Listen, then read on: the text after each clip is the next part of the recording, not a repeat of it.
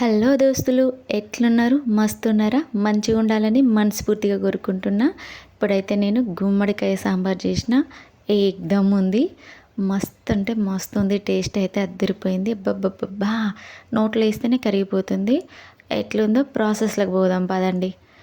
ఇట్లా ప్రాసెస్లోకి వచ్చేసినాక నేనైతే ముందుగానే అన్నీ కట్ చేసుకొని పెట్టుకున్నా.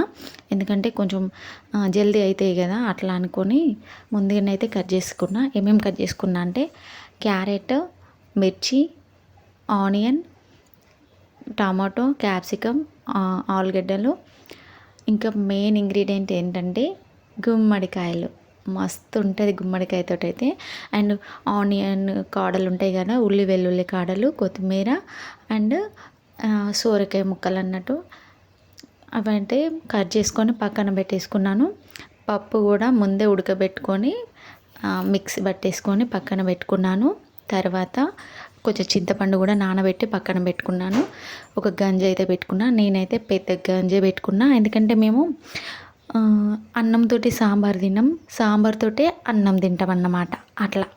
అట్లా అనుకొని కొంచెం పెద్దదైతే పెట్టుకున్న గంజు పెట్టుకొని కొంచెం నూనె పోసుకొని దాంట్లో ఈ ముక్కలన్నిటిని వేయించుకోవాలి.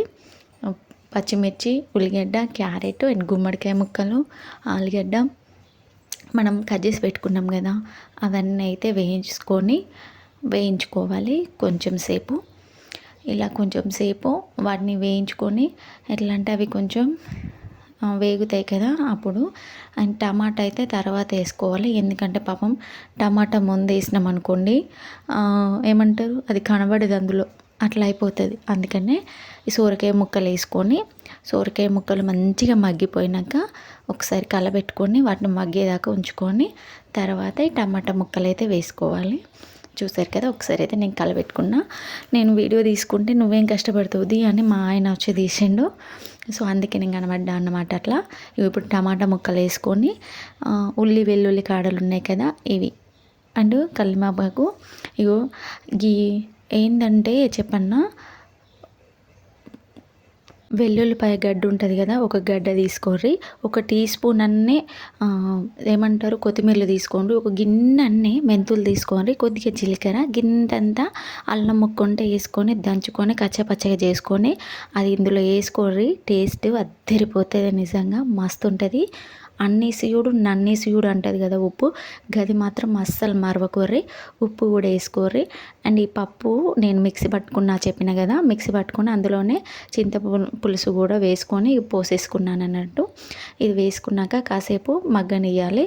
మగ్గనిచ్చినాక మనం లాస్ట్లో అదేమంటారు పౌడర్ వేసుకుంటాం కదా సాంబార్ మసాలా, నేనైతే ఇంట్లోనే తయారు చేసుకుంటాను. అది ఆ ఇంట్లో తయారు చేసుకుందే వేసుకుంటాను, అందుకే అంత టేస్ట్ వస్తుంది. అండ్ ఎట్లా తయారు చేసుకున్నానో కూడా మీకు కావాలంటే నేను చెప్తాను.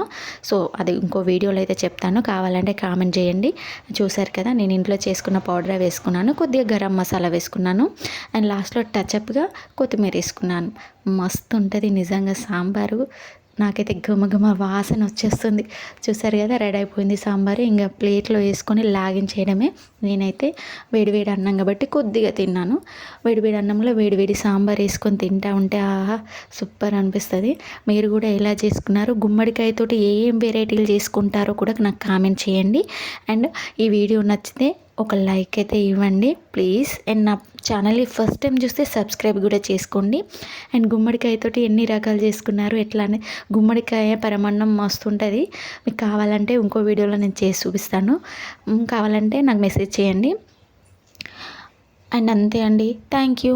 ఒక లైక్ అయితే ఇవ్వండి ఫ్రెండ్స్. Thank you friends.